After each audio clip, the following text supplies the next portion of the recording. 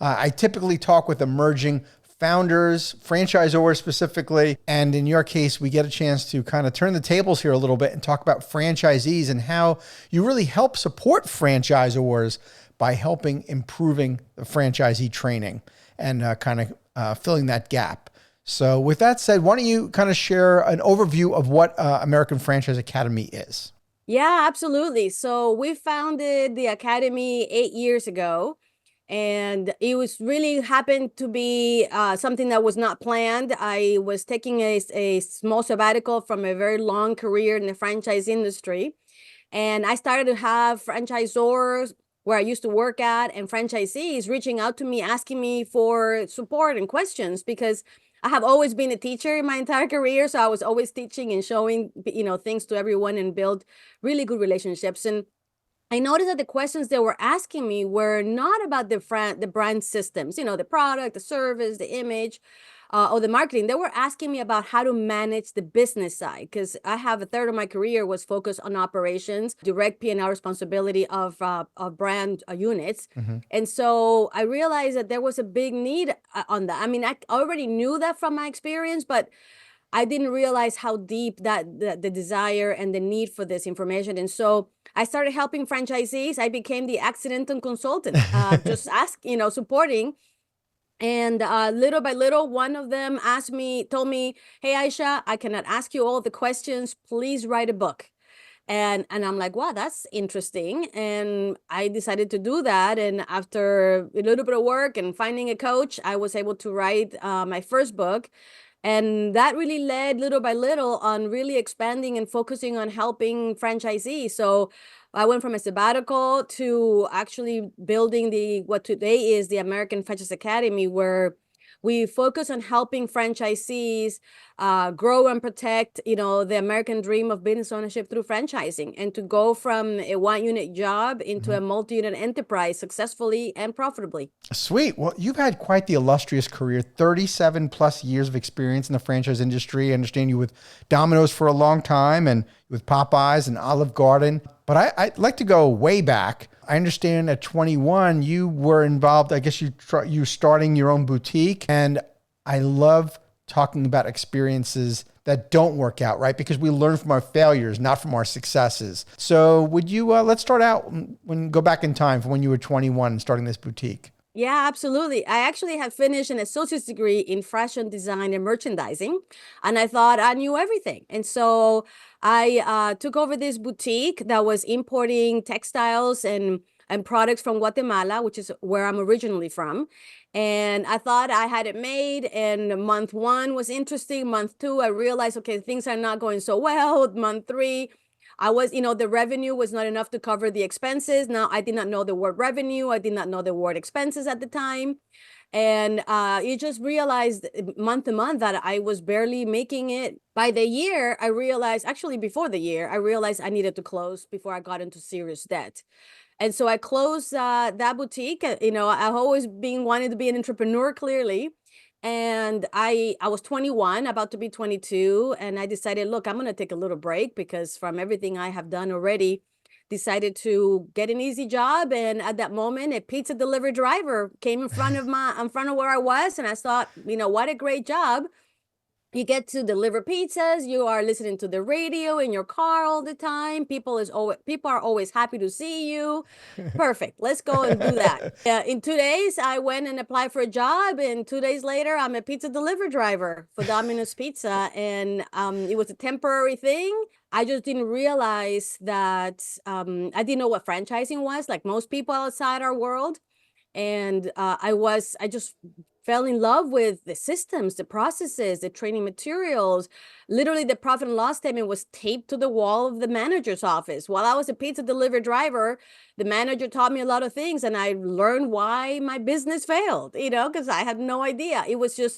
It just became a temporary job that became a love affair for me, and I never left. I just made that experience a career for me. Wow. What was the biggest lesson you learned at 21 when you decided to close the boutique? that you need to be humble enough to understand that you don't know everything, and that you need to figure out, that you need to really learn and understand numbers in business if you're going to be in business. I would go through it again because the lesson was pretty deep, and actually it really informs what I do today. I know what it's like to know that you don't have enough money to pay the next rent, and looking left and right and being alone and not having anybody to talk to, and to help you understand what happened. What did you do wrong? You were working every day, 7 days a week, trying to make it happen, and it still was not enough. So just really understanding that you need to know the numbers, and then what are the actions that back those numbers.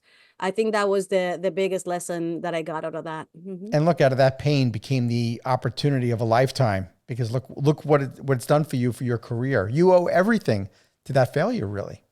Yeah, no, absolutely. Yeah, I would tell you that, like I said, I would do it again. 100%. I loved every single job I done since then. Being a pizza delivery driver is an amazing job.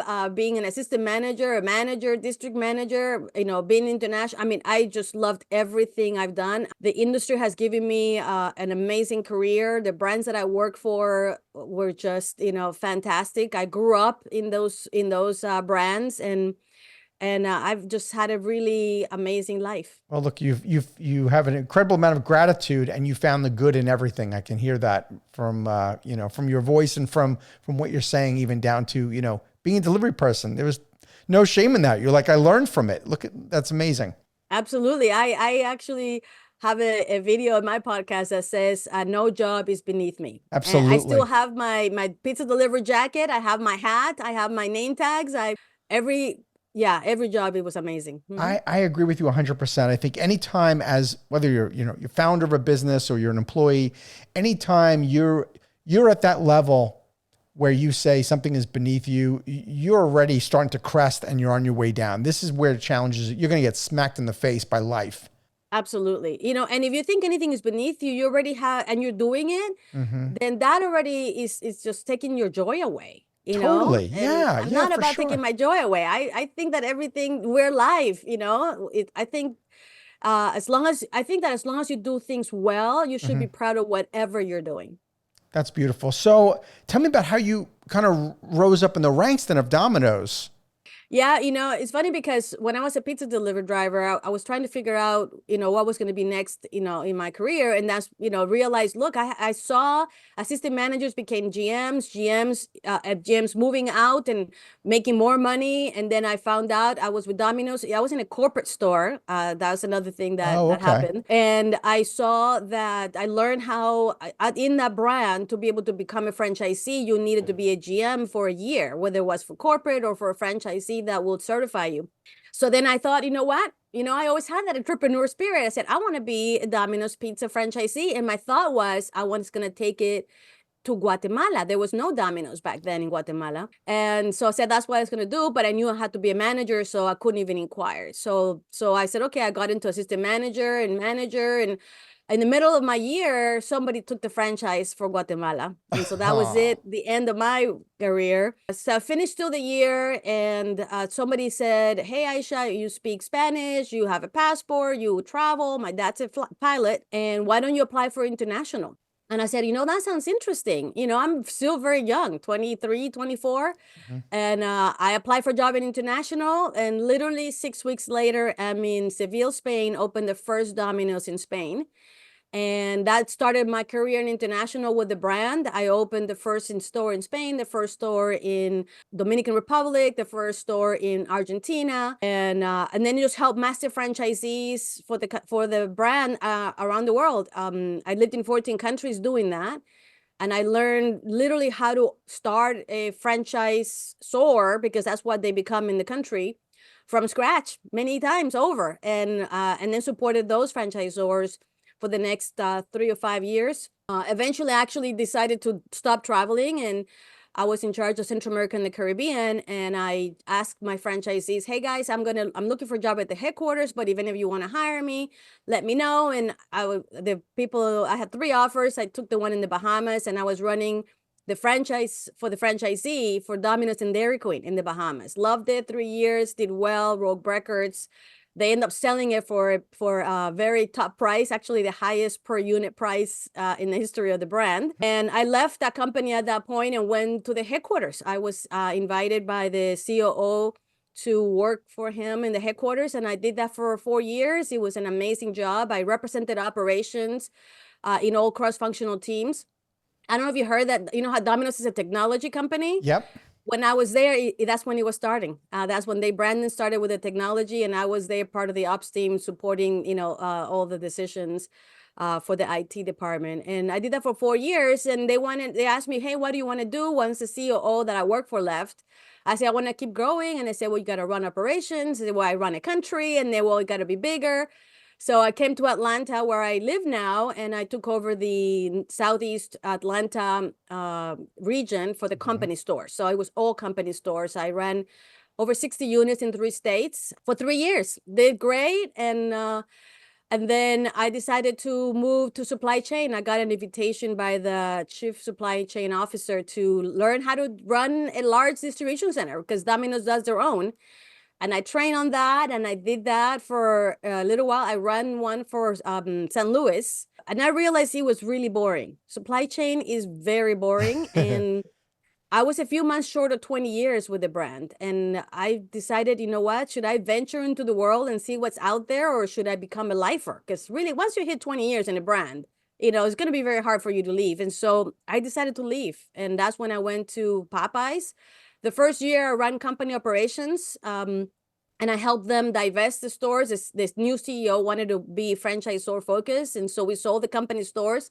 I moved to Op Services the next 2 years, and I ran strategic projects there. And the last 2 years, they convinced me to go into international. So I was now overseeing the entire international ops and training division, and supporting 26 countries around the world for the brand. And then I was recruited by Darden Restaurants. I didn't want to keep travel. I was gone a week or two at a time. Can you imagine, Frank, right? And I have kids. I'm married. I did have a life at that point. And so I took the job with Darden Restaurants. Amazing organization. They're not a franchise, but it is an amazing organization. I was doing overseeing operations for Olive Garden for Georgia and Alabama. And I did that for about a year until I was recruited to run a small brand called Pretzel Maker. And that was actually my last corporate job. I did that for a little while. And at that point, my kids were going into high school, and I decided to take a sabbatical and figure out what I wanted to do with my life, because really I still have that entrepreneurial spirit. I just did not know, should I become a franchisee? Should I